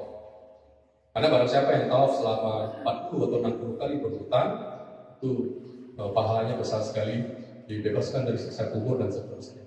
Jadi kita mau ngambil 40 kali tawaf itu nggak apa-apa. Itu yang H, tidak terkait dengan haji tamattu. Nah ini yang saya bilang tadi, saat memulai tawaf dari Hajar Aswad, disunahkan mencium Hajar Aswad atau cukup dengan mengecup lambaian tangan jauh sambil mengucapkan Bismillahirrahmanirrahim untuk yang pertama. Untuk yang perturan kedua, boleh sekali aja. Nggak bisa kita katakan ini ya Bismillahirrahmanirrahim. Boleh juga dengan mengecup Bismillahirrahmanirrahim. Silakan dipraktekkan sesuai kemudahan. Jadi waktu pertama 3 kali, waktu selanjutnya di putaran 2 sampai 7 hanya 1 kali. Nah ini doa tawaf dari Hajar Aswad sampai rukun Yaman. Ini aja Bapak Ibu ulang-ulang, nggak usah pikir yang lain. Walaupun nanti dibagikan buku dari Kemenak yang doanya beda-beda tiap putaran.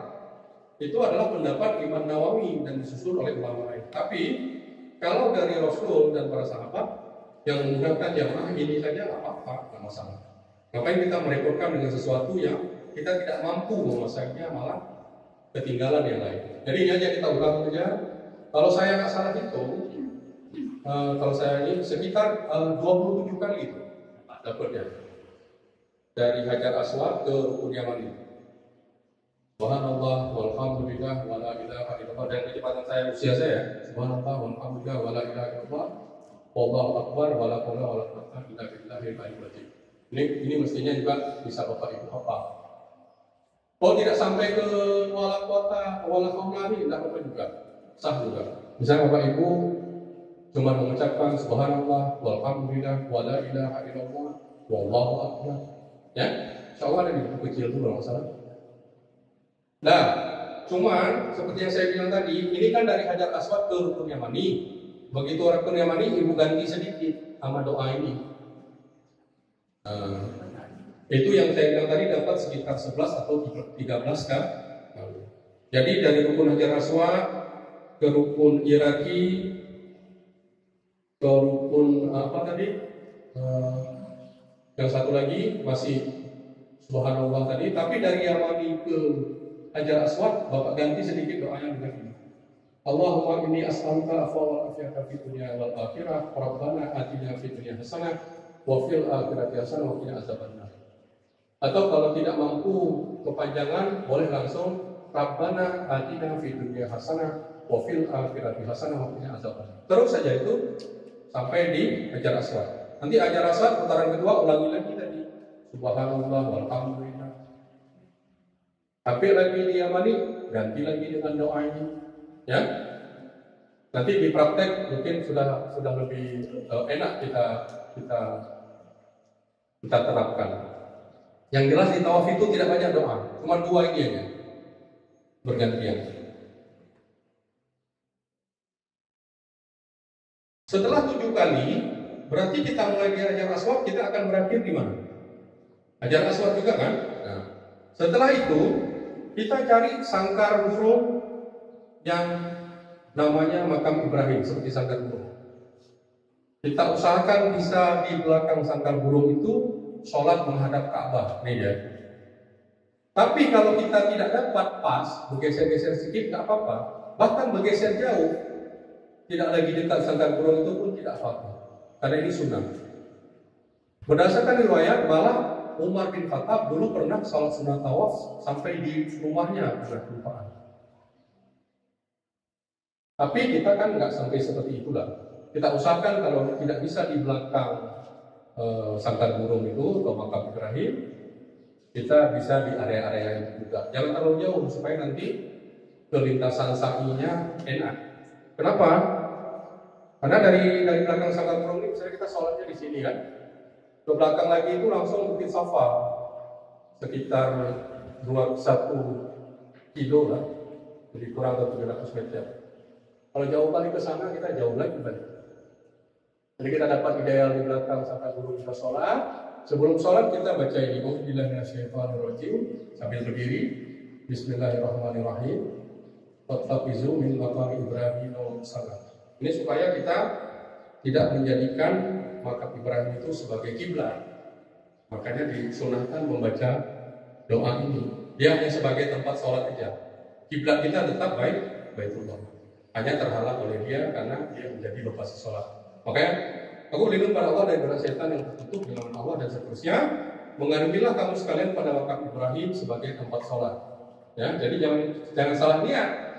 Itu hanya sebagai tempat sholat, bukan sebagai kiblat sholat. Makanya baca doa ini sambil berdiri. Biasanya laki-laki di barisan depan, ibu-ibunya pasti diusir ke belakang. Tapi kalau dapat di sebelah suami atau apa, tidak apa-apa. Sholat terus. Salah satu teknik di sana, begitu menengok askar-askar atau tentara Saudi itu mau musir-musir, kita langsung lihat sholat itu. Kalau sholat nggak akan diganggu, nggak akan diusir, malah udah dibiarkan. Jadi itu. Kalau mau cepat-cepat. Tapi secara umum ibu-ibu nanti diusir ke saf belakang, bapak-bapak di sini. Udah. Kemudian kita sholat 2 rakaat, sholat biasa. Hanya di rakaat pertama disunahkan untuk membaca surat Al-Kafirun. Qul ya ayyuhal la a'budu wa ta'budu dan seterusnya. Kemudian di rakaat kedua qul atau Al-Ikhlas. Dan setelah itu kita doa. Doa yang utama seperti yang ini nanti boleh kami bagikan. Plus Bapak Ibu membaca doa-doa lain silakan. Karena itu salah satu tempat makbul berdoa di belakang makam Ibrahim. Bahasa Indonesia boleh juga.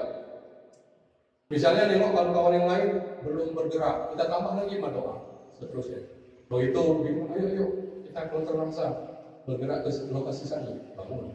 Tapi kalau masih sempat baca doa ini dan doa-doa apa aja yang Bapak Ibu bawa, titipan doa boleh.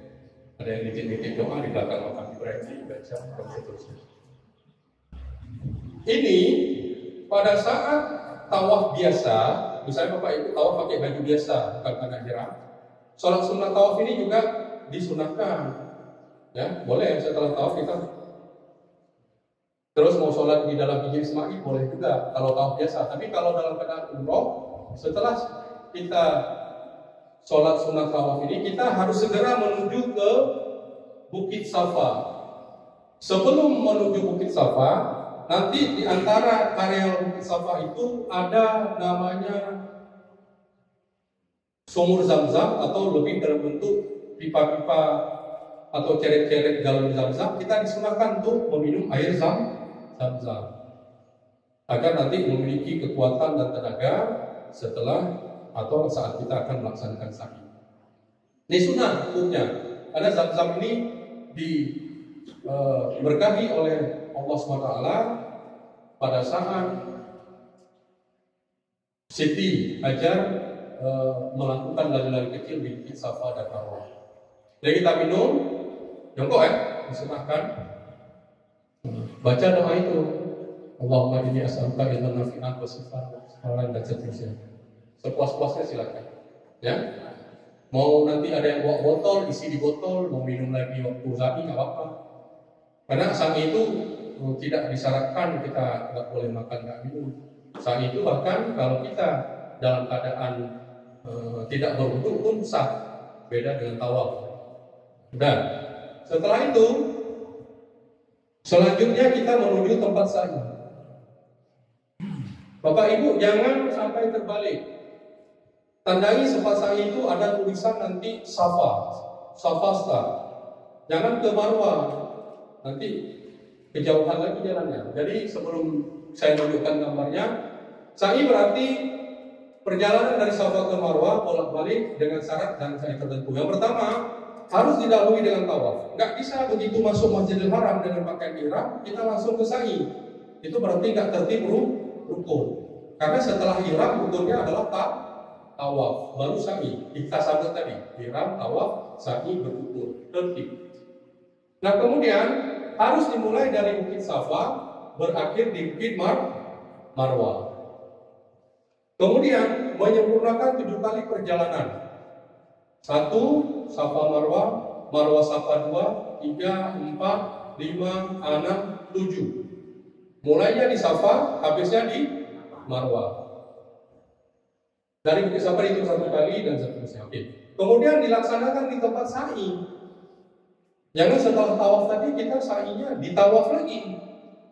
Nggak boleh. Kalau nggak mau jauh-jauh dari Ka'bah. Bukan itu persoalannya, nanti urusannya kalau nggak mau jauh. Tapi ini masih di rukun umrah kita harus sa'i dulu di tempat sa'i.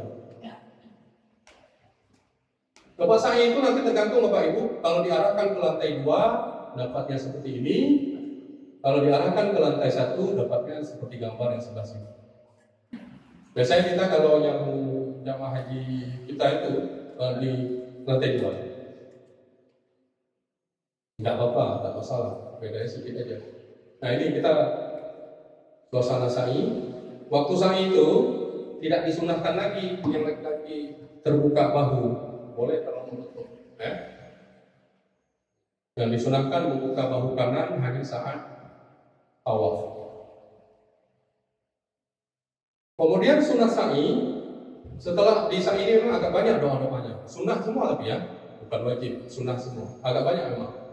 Waktu kita pertama naik ke Safa ditandai dengan agak berpuncak, yang sudah umrah mungkin tahu, agak berpuncak sedikit. Kita boleh baca ini dari Al-Quran. Inna Safa wal Marwata min sa'airillah.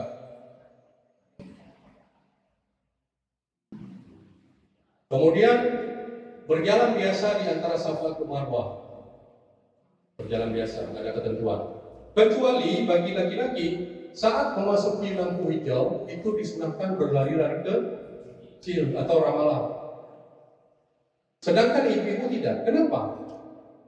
Karena ibu-ibu tadi sudah dilaksanakan oleh Siti Hajar dulu. Itu salah satu keberuntungan dan ibu harus berterima kasih. Dia sudah lari-lari di situ dulu untuk mencari sumber air bagi anaknya Ismail. Sekarang kira laki-lakinya yang harus membalas bukti.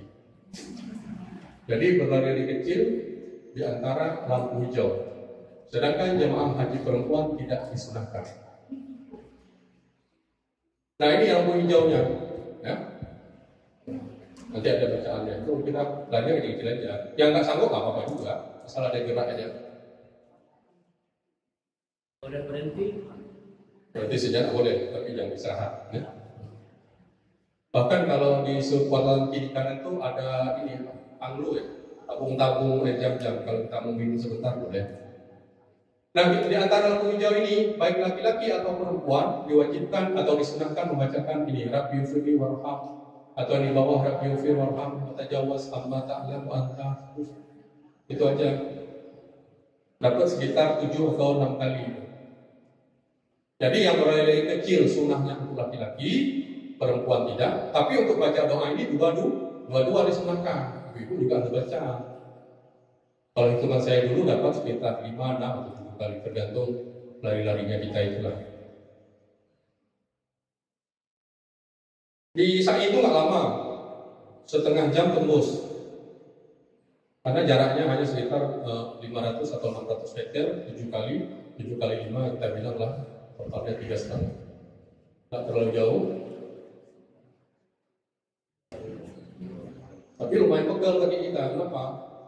Beda dengan di tawaf kan kita hanya melingkar dan kita langkahnya nggak terlalu besar. Kalau di sini kita kan udah otomatis besar. Boleh pakai roda? Boleh, bagi yang mampu nanti disediakan kursi roda, bahkan skuter, tapi di lantai 3 dan 4, bayar skuternya 250 real kalau saya naik skuter. Ya. Yang dipakai kursi roda biasanya mau di situ carinya dengan petugas ini atau dari hotel ada juga, tapi ini harus hati-hati betul, jangan ditipu. Uangnya diambil, kursi roda kita ditinggalkan, jadi bayarnya nanti aja. Ya, tiap janji sama orang-orang itu salam sampai ke halal. Kalau belum salam dan halal jangan.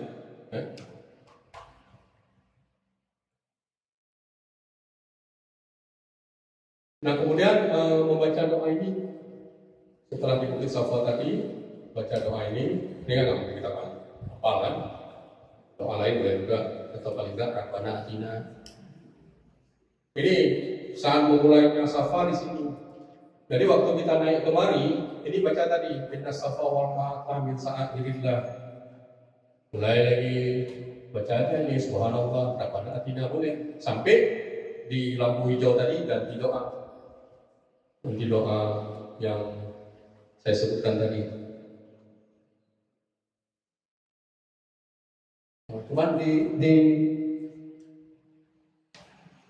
di saat itu hanya ada 2 doa utama sebenarnya. Pertama doa di lampu hijau, satu lagi doa naik safa dan marwah, yaitu Inna safa wal marwa min sa'ir. Kalau yang tadi ini supaya kita tidak terlalai dengan percakapan itu, makanya saya kasih ini. Karena kita di saat itu kadang-kadang lagi ngomong yang lain. Daripada itu bagus kita baca doa-doa seperti ini. Kemudian saat naik ke Safa dan Marwah disunahkan membaca doa menghadap kiblat, doa seperti ini. Allahu Akbar, Allahu Akbar, Allahu Akbar, la ilaha illallah wahdahu la syarika lah. Ini pun nggak mungkin kita hafal. Termasuk saya juga belum hafal kali ini atau harus mengulang lagi. Tahu aja bukunya, baca. Jangan buru-buru. Jangan sibuk karena orang mengejar 7 kali selesai. Untuk apa? Kita hanya mungkin sekali seumur hidup berada di Safa Marwah. Dan itu bagian yang paling mustajab. Santai aja. Mau duluan nanti pulangnya kan sama juga. Jam sekian ngumpul harus pulang. Jangan karena buru-buru mau tahallul atau cukur rambut kita melafalkan doa-doa yang sebenarnya disunahkan. Sunnah itu kan 100.000 kali juga hitungannya di Masjidil Haram. Jadi kita baca lagi 3 kali. Tak lama ini, 5 menit selesai. Allahu Akbar. Jadi ke Marwah gitu juga. Berarti kita membaca ini sebanyak 7 kali karena 7 kali putaran bolak-balik.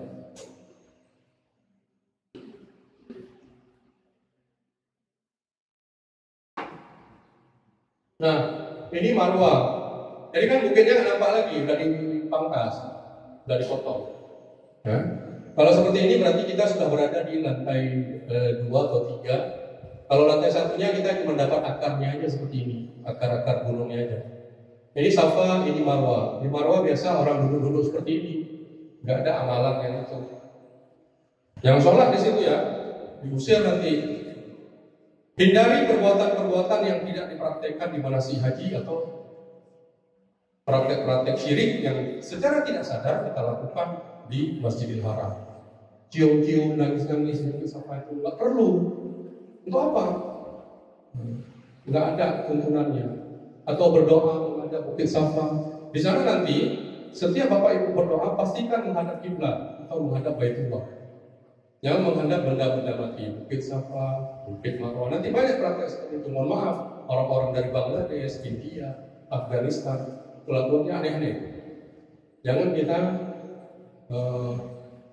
terbujuk atau satu lagi kalah dengan mereka. Keras mereka harus lebih keras kita. Dalam koridor yang betul. Yang kita sholat yang betul di sini. Disodok bunyinya. Kita tetap pendirian di luar kita. Ya, sama haknya. Di tanah suci itu, mau dia Indonesia, mau dia penduduk Mekah sekalipun, tetap dia hamba Allah. Jangan berkecil hati. Nah, termasuk di Marwah ini, kalau mau duduk seperti ini silakan.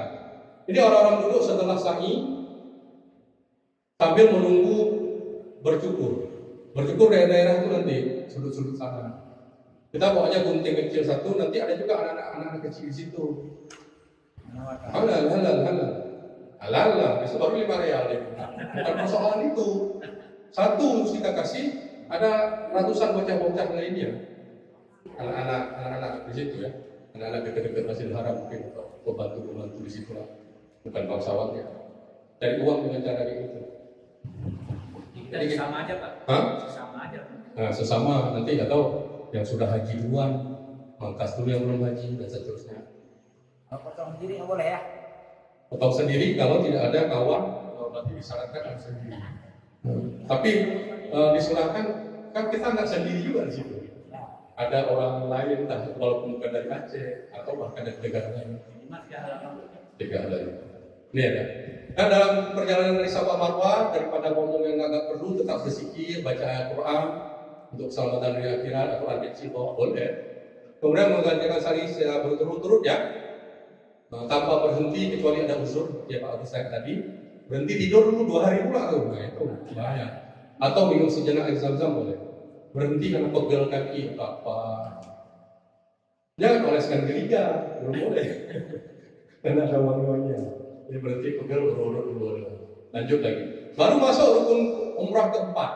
Ihram tadi sudah, tawaf 7 kali sudah, sa'i 7 kali sudah. Kita masuk ke yang keempat, bercukur. Dalam ibadah umrah, bercukur dilakukan setelah jamaah umrah selesai melaksanakan tawaf dan sa'i. Ini sengaja saya kasih warna lain supaya sama-sama kita pahami. Ingat kata-kata dalam ibadah umrah. Bercukur dilakukan setelah jamaah umrah selesai melaksanakan tawaf dan sa'i. Beda dengan ibadah haji. Kapan boleh kita bercukur, Bapak? Setelah kita lempar jamrah akabah di 10 Juli, walaupun kita belum tawaf ibadah, ya. Nah, jadi itu bedanya. Kalau umroh ini simpel. Setelah kita tawaf dan sa'i, nggak boleh juga sebelum tawaf, nggak rukun, nggak tertib. Jadi setelah tawaf dan sa'i kita bercukur. Ambil 3 helai rambut. Bercukur biasanya dilakukan di dekat area Bukit Marwah setelah berakhirnya sa'i. Biasanya ada juga beberapa jamaah memilih ke tempat lain. Syaratnya di situ aja potong 3. Nanti dia ke berbersop mundur dia. Boleh. Ini 2 kali cukur Pak ya. Yang di situ mungkin dia syaratnya aja, protosnya nanti di sana. Kan kita nggak mungkin di situ buka. Kalau sepantas ya. Mungkin. Jadi ada pun tata cara menggunting itu untuk syaratnya jemaah laki memotong rambut kepala atau mencukur gundul. Memotong rambut kepala kita tadi aja. Dimulai dari sisi kanan disunahkan sikit. Jangan dikerjain kawannya ya. Wah, lumayan juga lo. Balik ke hotel comel-comel sebelum dia berpersop. Jadi 3 Bismillah, baca doa itu. Selanjutnya Bismillah. Pada saat guntingan pertama atau gunting mau diletakkan seperti ini, Allah maja'al likulli sya'rati nuran yaumal qiyamah. Agar rambut-rambut yang jatuh di tanah haram ataupun di Masjidil Haram kelak akan menjadi cahaya bagi kita. Jadi yang lain kok nggak percaya walaupun dia terpilih mengambil dengan buku kanan juga. Supaya dia belum pernah melaksanakan ibadah haji yang ditandai belum pernah bersyukur. Kita tiba-tiba kok bercahaya, inilah salah satu riwayatnya. Rambut-rambut kita akan bercahaya di hari kiamat. Bagi jamaah yang tidak bagi jamaah perempuan itu syarat setidaknya 3 saja.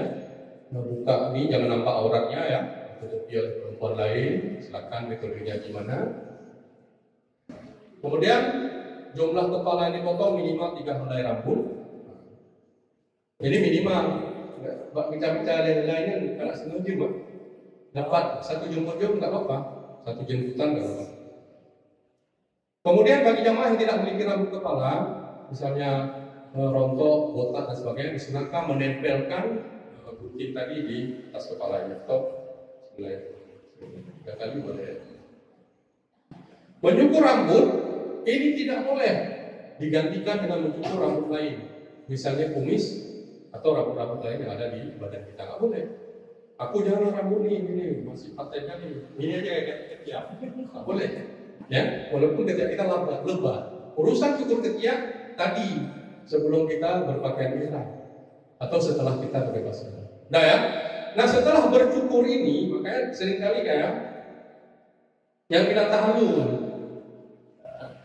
Tahallul kita peroleh setelah kita melaksanakan ihram, tawaf, sa'i dan bercukur secara tertib berurutan.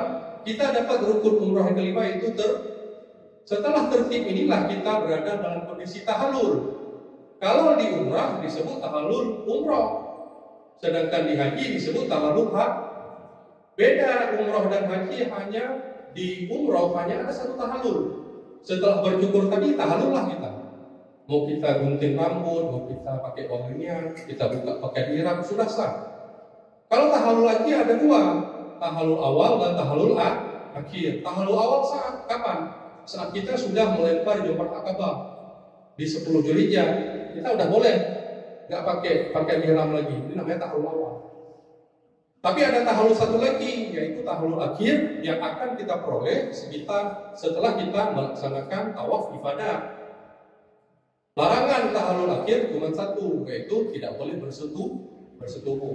Tapi di tahallul awal tadi kalau di haji nggak boleh kita memotong kuku dan lain-lain, yang nggak boleh melakukan jima atau hubungan suami istri atau bersetubuh. Jadi di umrah ini sedikit sederhana, hanya ada tahallul umrah. Setelah itu udah kita bersenang-senang kembali sebagaimana arti dari haji tamattu tadi, ya. Nah, nanti setelah ini kalau masih ada waktu tanya atau kita tutup, ini sesuai dengan pertanyaan Pak Agus di grup, inilah yang namanya lempar jamrah. Ini tugu jamrah ini namanya.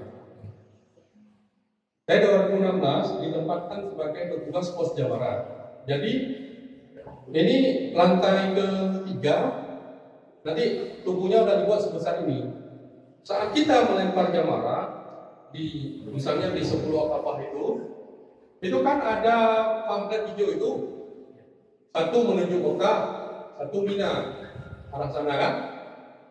Disunatkan saat melempar jamrah Aqabah, ini loncat sedikit karena ada pertanyaan di grup.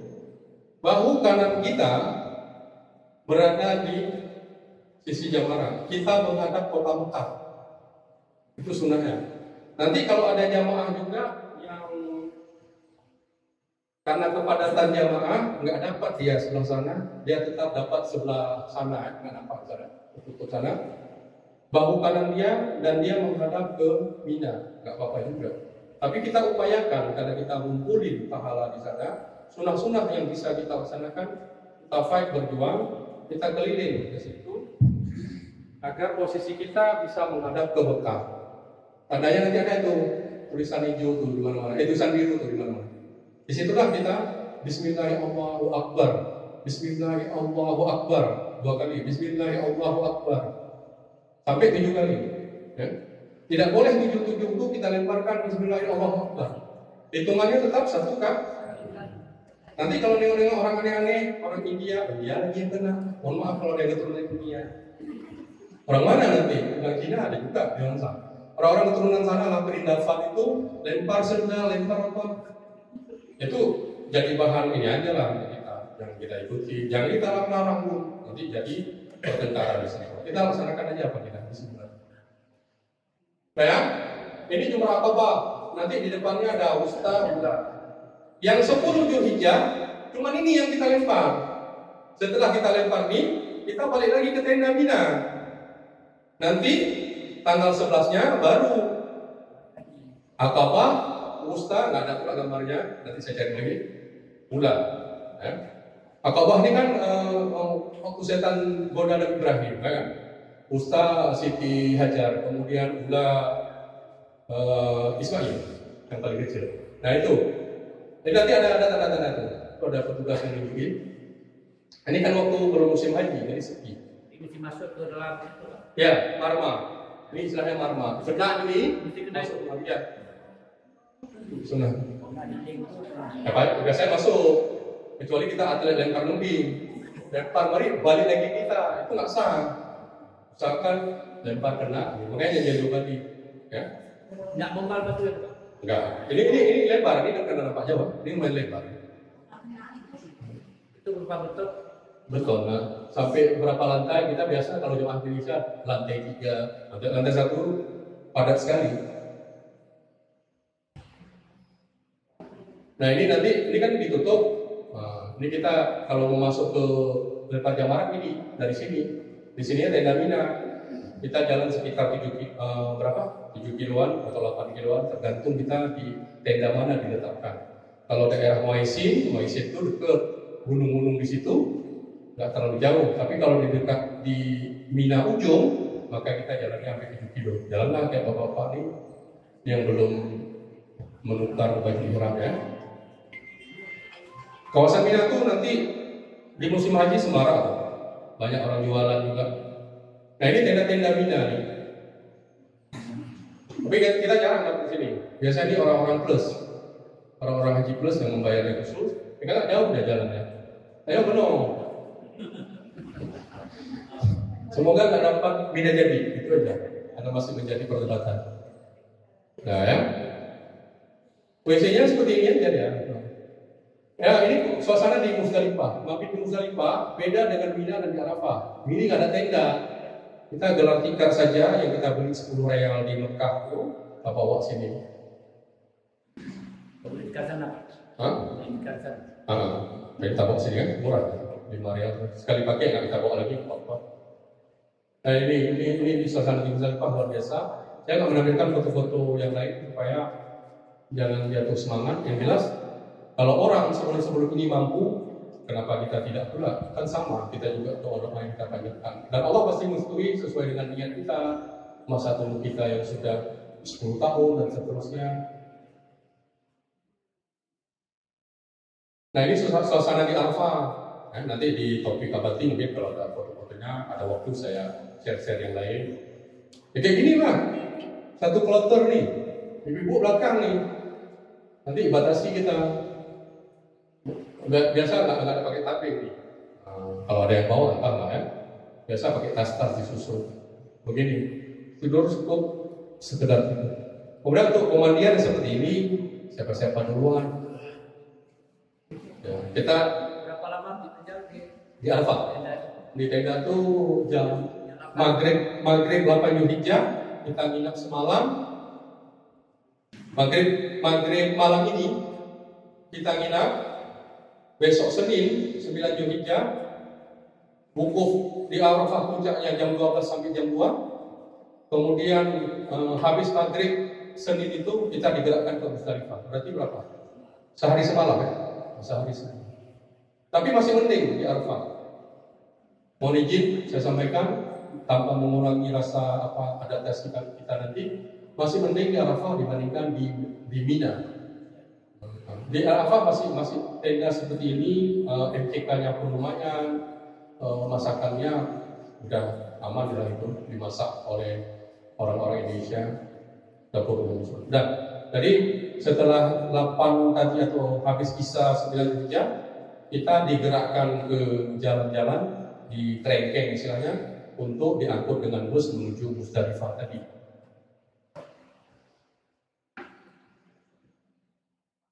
Oh udah, Jadi masalah haji nanti kita kuatkan lagi atau saya tambah-tambahkan lagi. Yang jelas di umroh Bapak Ibu pahami betul, karena